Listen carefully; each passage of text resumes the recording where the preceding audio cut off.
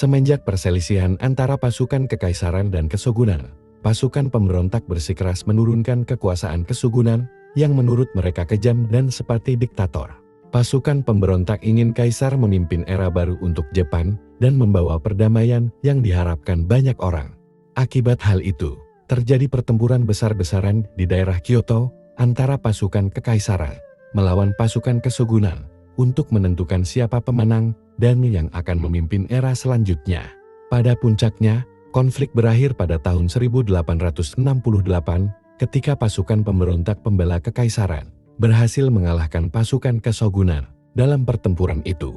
Pertarungan itu memakan banyak korban jiwa dari kedua belah pihak. Namun pada akhirnya, pasukan pemberontak mampu mengibarkan bendera kekaisaran sebagai simbol dimulainya era baru yang digadang-gadang menjadi era yang damai. Pada saat itu, komandan pasukan pendukung shogun yang merupakan seorang samurai terkenal bernama Hajime Saito menyadari kalau pasukan shogun telah dibantai oleh seorang pembunuh berdarah dingin bernama Himura Kenshin. Mereka mengenalnya sebagai Hitokiri Batosai, seorang pembunuh yang kejam dan tanpa perasaan yang telah membunuh ratusan nyawa hanya dalam waktu 1 tahun. Saito menantang Himura bertarung 1 lawan 1 untuk terakhir kalinya sebelum era baru dimulai dan menunjukkan siapa yang terhebat di antara mereka berdua. Namun Himura menolak dan lebih memilih untuk meninggalkan pedangnya. Dalam kisah sebelumnya diceritakan kalau Himura tidak akan membunuh siapapun lagi setelah era perdamaian dimulai. Hal itu juga sebagai bentuk menepati janjinya kepada kekasihnya bernama Tomo yang sudah meninggal dalam kisah sebelumnya. Setelah itu, Himura menancapkan pedang miliknya yang telah merenggut nyawa ratusan orang ke tanah sebagai tanda kalau dia memilih untuk hidup damai dan tidak ingin lagi menjadi Hitokiri Batosai. Beberapa saat setelah pertempuran itu, salah satu samurai dari pasukan kesogunan bangkit dari balik mayat-mayat yang tergeletak di tanah. Dia masih bisa bertahan hidup dan samurai itu berjalan dengan kaki pincangnya melewati ratusan mayat di medan perang. Dia tidak sengaja menyentuh pedang Himura yang ditancapkan di tanah, dan sebagai seorang samurai sejati, ia bisa merasakan kekuatan di pedang itu dan menyadari kalau itu adalah pedang Himura yang telah banyak membantai orang. Singkat cerita, 10 tahun setelah era baru dimulai, kini Jepang diperintah oleh seorang kaisar bernama Arimoto Yamagata. Keadaan saat itu sangat berbeda dibanding saat era kesogunan. Kini situasi Jepang telah banyak mengalami perubahan dan mulai berkembang pesat. Namun pada saat itu, seorang pengusaha Jepang yang kaya raya bernama Takeda Ryu menjadi salah satu musuh pemerintah Jepang karena bisa mengancam kesejahteraan rakyat Jepang melalui bisnisnya tersebut. Di mana Takeda merupakan pengusaha obat-obatan terlarang jenis opium dan berhasil meraup untung dari orang asing dan masyarakat Jepang. Bahkan banyak orang Jepang juga yang dirugikan akibat obat-obatan itu. Suatu hari, Takeda meminta anak buahnya untuk membawakan seorang yang ahli dalam membuat obat, agar produksi opiumnya dapat berjalan lebih baik dan efektif. Kemudian anak buahnya membawa 2 ahli pembuat obat, dan ternyata tujuan Takeda sebenarnya adalah dia bermaksud untuk membunuh salah satu dari mereka, agar tidak ada kompetisi di antara mereka. Takeda memilih untuk membunuh pembuat obat pria yang sebut saja Motoki dan membiarkan pembuat obat perempuan yang bernama Megumi untuk tetap hidup. Menyadari dalam bahaya, Motoki langsung melarikan diri melalui jendela kantor Takeda. Namun Takeda tak perlu repot-repot kalau hal itu akan diatasi oleh anak buahnya yang kita sebut saja Samijo yang sering dijuluki Batosai palsu. Keesokan harinya Saito dan petugas polisi menemukan mayat Motoki yang sudah berlumuran darah. Saito pun memulai penyelidikan atas kasus pembunuhan tersebut. Dia merasa yakin kalau pembunuhnya adalah anak buah Takeda yang mereka juluki sebagai Batosai palsu. Karena terakhir bertemu dengan Himura sang Batosai, dia berkata kalau dia tidak akan pernah membunuh lagi. Di samping itu, selama era baru atau disebut era Meiji, pembunuhan dan kekerasan masih terjadi dan hanya dilakukan oleh Takeda berserta anak buahnya.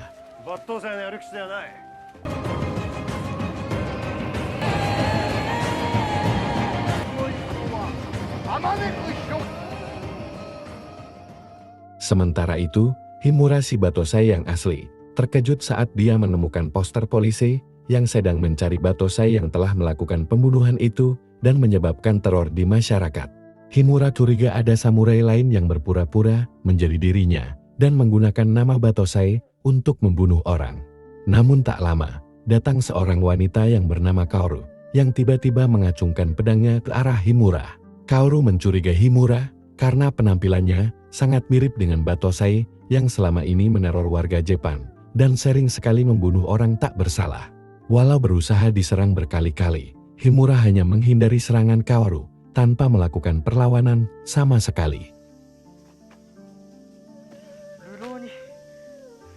Sambil menunjukkan pedangnya, Himura berkata kalau dirinya hanyalah pengembaraan dan pedang yang dia bawa adalah pedang bermata terbalik atau pedang yang sisi tajamnya ada di bagian yang tidak sama dengan pedang umumnya. Sehingga pedang itu tidak akan bisa digunakan untuk membunuh orang. Mendengar penjelasan barusan, Kaoru langsung meminta maaf dan meminjamkan sapu tangannya kepada Himura untuk membersihkan pakaiannya.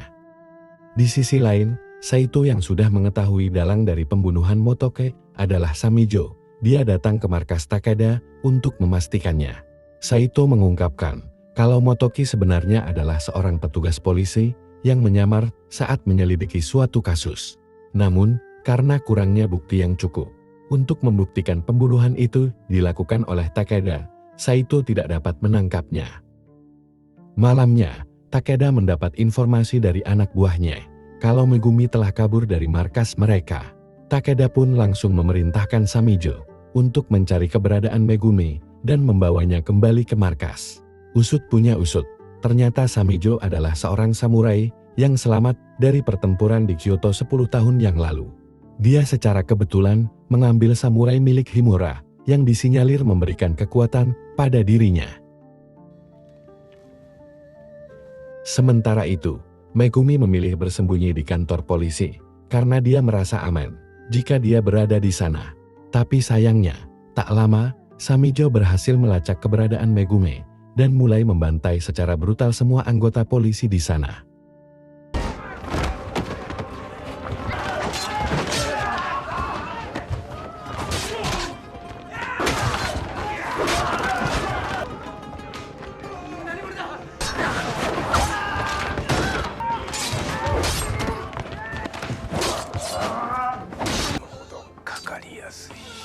Melihat hal itu, dia yakin Samijo sedang mencarinya. Alhasil Megumi memutuskan kabur lewat jendela. Secara kebetulan, Kaoru yang tak jauh dari kantor polisi berusaha membantu seorang polisi yang terluka parah. Samijo yang melintas, langsung Kaoru sadari kalau polisi itu pasti dibantai oleh Samijo dan selama ini ternyata Samijo menjadi buronan. Sambil menodongkan pedang kayunya, Kaoru memaksa Samijo untuk menyerahkan diri ke polisi. Hal itu karena Kaoru juga memiliki dendam pribadi kepada Batosai, di mana dulu ayahnya telah dibunuh sangat kejam oleh Batosai yang asli, dan Kaoru belum mengetahui kalau Batosai yang asli adalah Himura. Samijo kemudian menyerang Kaoru dan dengan mudah menjatuhkannya dengan satu serangan.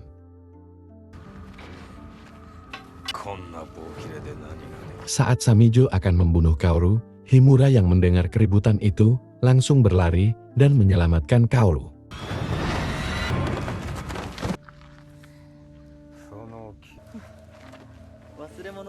Melihat bekas luka dan kecepatan gerakannya, Samijo menyadari kalau orang yang berada di depannya adalah sosok Batosai yang asli, yang sangat legendaris. Bahkan serangan jutsu Samijo saja tidak mampu terhadap Himura. Saat Samijo akan melawan Himura, para polisi datang dan Himura memanfaatkan kesempatan itu untuk kabur bersama Kaoru. Kaoru membawa Himura ke dojo keluarganya dan mengucapkan terima kasih atas bantuannya tadi.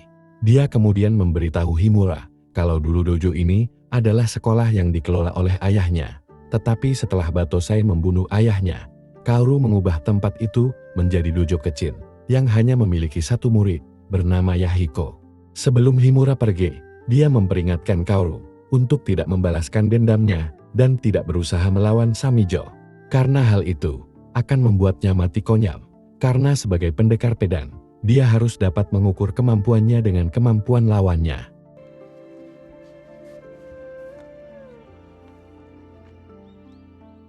Keesokan harinya, sekelompok preman mendatangi dojo Kaoru dan memaksanya untuk menjual dojo tersebut kepada mereka. Kaoru bersikeras menolak untuk menjualnya dan mengusir mereka, karena hanya itu warisan dan kenang-kenangan yang dia miliki dari ayahnya. Namun bukannya mendengarkan ucapan Kaoru, para preman malah menghancurkan barang-barang di tempat itu dan membuat kekacauan.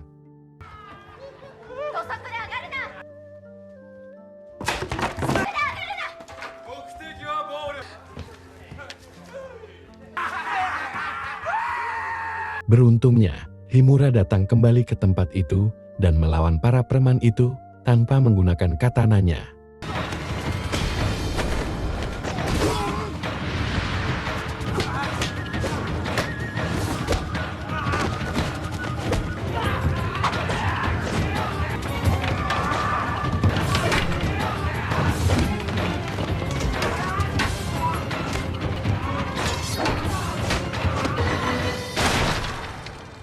Setelah sebagian besar preman jatuh, dia memperlihatkan sebuah teknik yang digunakan Batosai untuk mengalahkan lawan yang jumlahnya sangat banyak.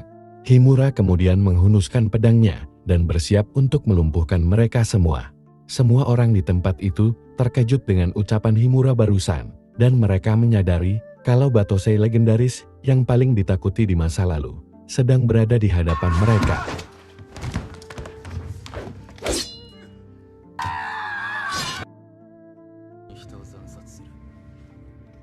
Sementara itu, Kaoru terdiam dan termenung saat menyadari orang yang telah membunuh ayahnya adalah orang yang sama yang telah membantunya.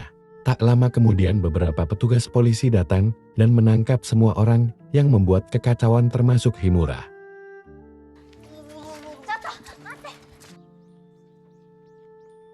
Sesampainya di kantor polisi, Himura ditahan beberapa saat sebelum dibawa oleh Saito ke hadapan Laksamana Yamagata.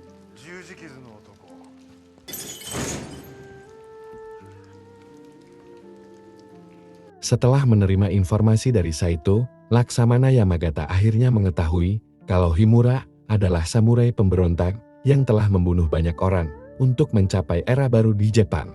Laksamana Yamagata lalu memutuskan meminta bantuan Himura untuk membunuh semua orang yang terlibat dalam pembuatan opium di Jepang.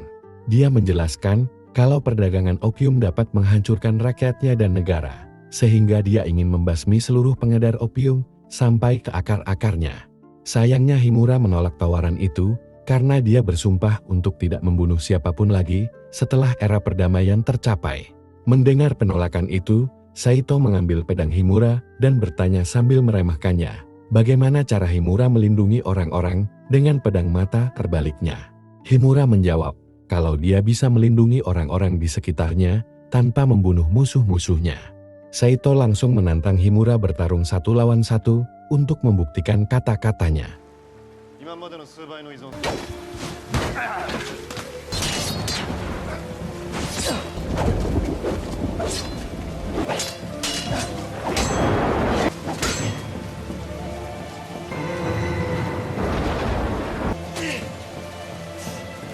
Setelah pertarungan singkat barusan, Laksamana Yamagata menghentikan mereka berdua dan meminta Saito untuk melepaskan Himura, karena dia telah menerima keputusan Himura kalau dia tak ingin membunuh orang lagi. Setelah dibebaskan, Himura keluar dari kantor polisi dan ternyata Kaoru telah menunggunya di luar sambil membawa payung. Karena dia tahu kalau Himura tidak memiliki tempat tinggal dan Kaoru memutuskan untuk mengajak Himura tinggal di dojonya. Walau awalnya Himura menolak karena merasa bersalah atas kematian ayah Kaoru. Tapi saat Kaoru berusaha meyakinkan Himura, di mana setiap orang memiliki masa lalu yang buruk, dan Kaoru ingin balas budi atas kebaikan Himura, akhirnya Himura luluh juga dan pergi ke dojo Kaoru.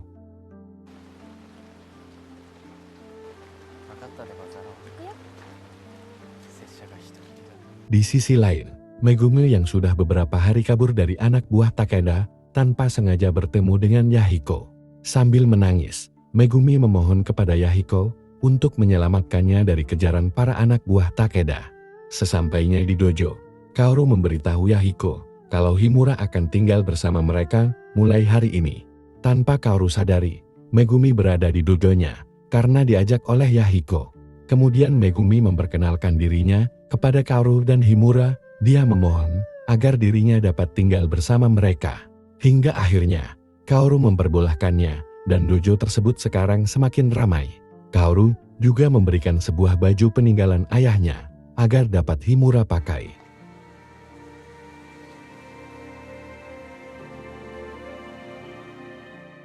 Malam harinya, Kaoru mengajak Himura, Megumi dan Yahiko untuk makan malam di sebuah restoran. Sambil berbincang-bincang, walau Himura terlihat kaku dan tidak pandai mengungkapkan perasaannya, ia merasa senang bisa merasakan kebersamaan yang sudah lama tidak ia rasakan semenjak kematian Tomo. Tak lama kemudian, Takeda datang bersama anak buahnya untuk menemui Himura setelah mereka mengetahui kalau dia adalah Batosai yang sesungguhnya. Megumi yang menyadari kedatangan Takeda, dia langsung bersembunyi di dapur agar tidak ditangkap Takeda. Takeda menghampiri Himura sambil memberikan sejumlah uang dan memintanya agar dia mau bekerja sebagai pengawalnya. Namun Himura langsung menolak tawaran itu karena ia tak ingin terlibat dengan hal yang mengganggu perdamaian. Setelah Himura menolak tawaran itu, datang seorang pemuda bernama Sagara dengan membawa pedang besar dan menawarkan dirinya sebagai pengawal Takeda. Sagara adalah mantan napi yang baru saja keluar dari penjara dan berniat bekerja kepada Takeda untuk mendapatkan banyak uang. Dia bahkan menantang Himura bertarung 1 lawan 1 untuk membuktikan kemampuannya kepada Takeda. Mendengar itu, Himura dan Sagara keluar dari restoran agar tidak menimbulkan kerusakan. Sagara lalu mengeluarkan serangan pertamanya dengan mengayunkan pedangnya yang sebesar gaban ke arah Himura. Namun Himura hanya menghindar dan tidak melakukan serangan balik kepada Sagara.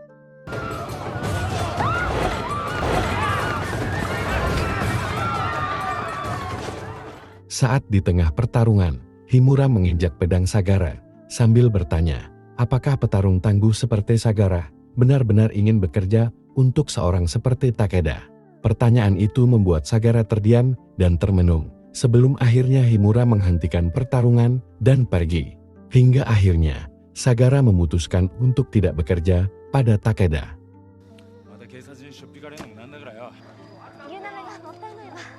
Sore harinya, Samijo yang terus ingin menjadi Batosai kembali membantai preman yang pernah menyerang dojo Kaoru kemarin. Keesokan harinya, Saito bersama petugas polisi yang lain menemukan mayat preman yang dibunuh Samijo kemarin. Saat mereka mulai menyelidiki kasus tersebut, Himura yang kebetulan berada di tempat itu melihat seorang wanita muda sedang menangisi kematian keluarganya. Kejadian itu membuatnya teringat akan masa lalunya ketika Tomo istrinya pernah mengalami hal yang sama dengan wanita itu. Kilas balik pada film sebelumnya, di mana Himura pernah membunuh sekelompok samurai yang tergabung dalam partai pendukung Shogun. Salah satu samurai yang dia bunuh saat itu adalah calon tunangan wanita yang kemudian menjadi istri Himura. Dialah samurai pertama yang memberikan tanda di wajah Himura, dan orang kedua yang memberikan tanda di pipi Himura adalah istri Himura, yaitu Tomo. Setiap kali dia mengingat kejadian kelam itu, hal tersebut mendorong Himura untuk meninggalkan kehidupan masa lalunya yang kelam dan berhenti menjadi Batosai pembunuh berdarah dingin. Saat ini, Himura mulai menjalani kehidupan normal yang jauh lebih damai bersama Kaoru, Megumi dan Yahiko. Himura bertekad untuk selalu melindungi mereka dan orang-orang di sekitarnya sebagai bentuk penebusan atas semua kesalahan yang dia lakukan di masa lalunya. Suatu hari, penduduk sekitar dojo datang ke tempat Kaoru dan meminta bantuan untuk menyembuhkan anggota keluarga mereka yang sakit. Penyebab sakit itu masih belum diketahui, namun beberapa warga di desa itu mulai jatuh sakit saat Himura berada di kota itu. Dengan cepat, Megumi dan yang lain bergegas membantu mereka dengan mengeluarkan racun dari tubuh mereka. Megumi yang seorang ahli medis memberikan arahan kepada Himura dan Kaoru agar melakukan detoks kepada setiap warga yang sakit, agar racun di tubuh mereka keluar.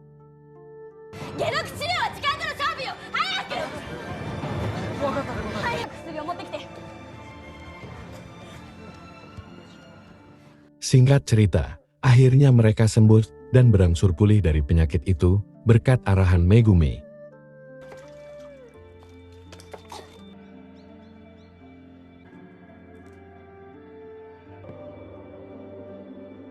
Karena Himura penasaran tentang penyakit itu, dia bertanya kepada Megumi apa yang sebenarnya terjadi pada warga desa. Megumi mengatakan kalau hal ini tidak lain adalah ulah Takeda dan anak buahnya. Mereka telah meracuni sumber air warga di desa itu, sebabnya banyak orang mengalami keracunan setelah mengonsumsi air dari sumber yang telah terkontaminasi obat-obatan berbahaya. Megumi juga mengatakan kalau dia adalah anak tunggal dari salah satu keluarga dokter yang paling dihormati di kota itu. Namun setelah seluruh keluarganya meninggal dalam perang di era revolusi, Megumi yang sendirian memutuskan untuk bekerja pada Takeda untuk bertahan hidup. Megumi bekerja sebagai pembuat opium, sekaligus menjadi simpanan Takeda. Sementara Takeda sendiri menjalankan bisnis ilegalnya dan telah membuat banyak rakyat menderita dengan semua opium yang dia edarkan secara bebas di pasar gelap. Banyak orang yang telah menderita karena kecanduan opium, sehingga mereka semua mati dengan kondisi mengenaskan, karena mereka tidak bisa mendapatkan pertolongan dari orang yang tepat seperti dokter. Setelah mendengar cerita Megumi, Himura teringat samurai pemberontak yang diberikan Laksamana Yamagata dan terus mencapai era baru di rakyat Jepang. Laksamana Yamagata lalu memutuskan Takeda meminta bantuan Himura untuk menebus masa lalunya. Himura memutuskan untuk pergi ke markas Takeda dan membantu polisi untuk menangkap Takeda. Ketika Himura akan pergi, tiba-tiba datang Sagara yang telah mengetahui kalau Himura akan menyerang Takeda dan menawarkan diri untuk membantu Himura.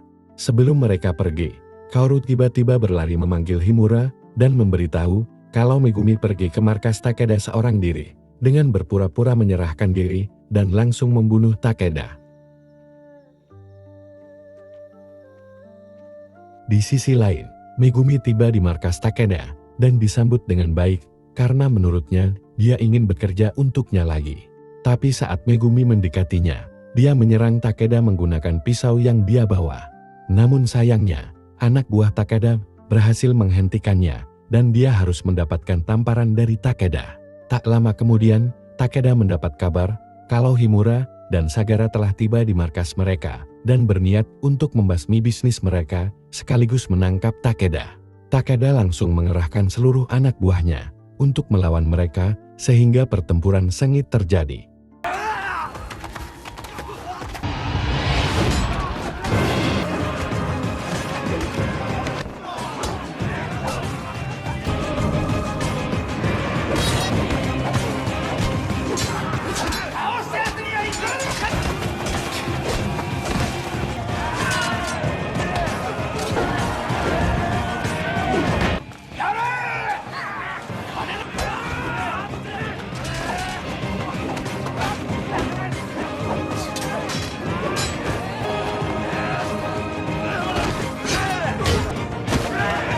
Hanya bermodalkan pedang tumpul, Himura dengan mudah menjatuhkan hampir semua anak buah Takeda.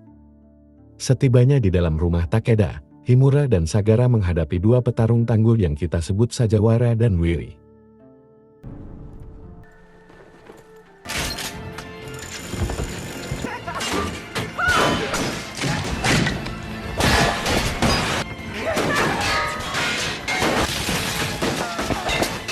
Walau awalnya kesulitan, Himura berhasil mengalahkannya, begitu juga Sagara, yang berhasil melumpuhkan si Wiri. Setelah itu, Himura dan Sagara bergegas ke kamar Takeda untuk menyelamatkan Megumi, yang saat itu sedang disandra oleh Takeda.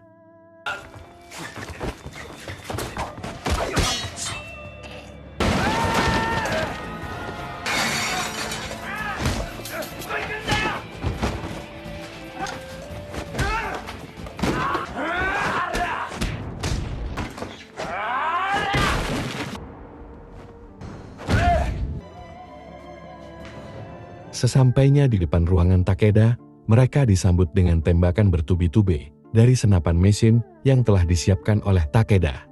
Beruntung Yahiko berhasil menghubungi kepolisian agar Saito bisa membantu Himura untuk melumpuhkan Takeda.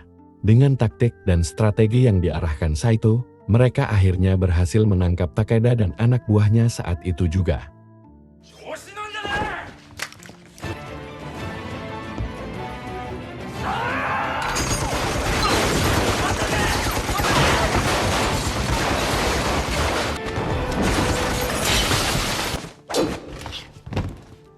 Saat Saito mengamankan Takeda, Himura dan Sagara bergegas membebaskan Megumi. Saat terbebas, Megumi memberitahu Himura kalau Samijo telah pergi ke tempat Kaoru dan berniat menculiknya. Karena tujuan Samijo adalah untuk memancing kemarahan Himura agar bisa memaksa Himura kembali menjadi Batosai yang seperti dulu. Pagi-paginya, Himura langsung bergegas ke lokasi di mana Kaoru ditahan sesuai dengan petunjuk yang Samijo tinggalkan. Saat Himura tiba di tempat itu, Samijo menyerang Himura menggunakan pedang yang telah dia gunakan untuk membunuh banyak orang.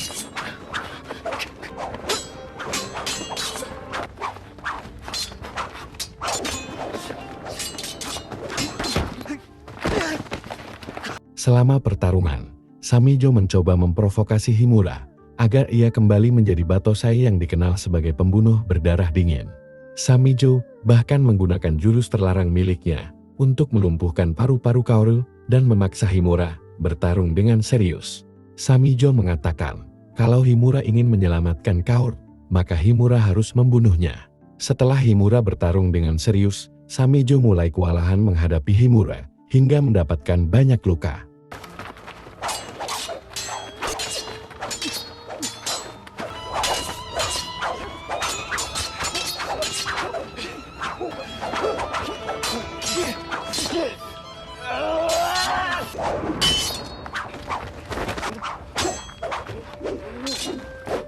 Pada kesempatan itu, Himura berusaha membunuhnya menggunakan sisi pedangnya yang tajam.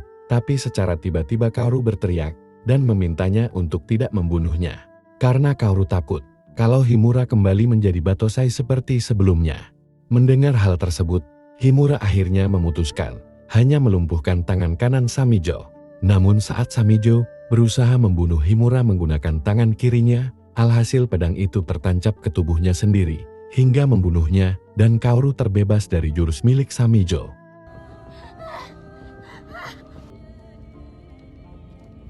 Setelah itu, Himura membawa Kaoru yang pingsan pergi meninggalkan tempat itu, sementara Takeda beserta seluruh anak buahnya ditangkap dan dibawa ke kantor polisi.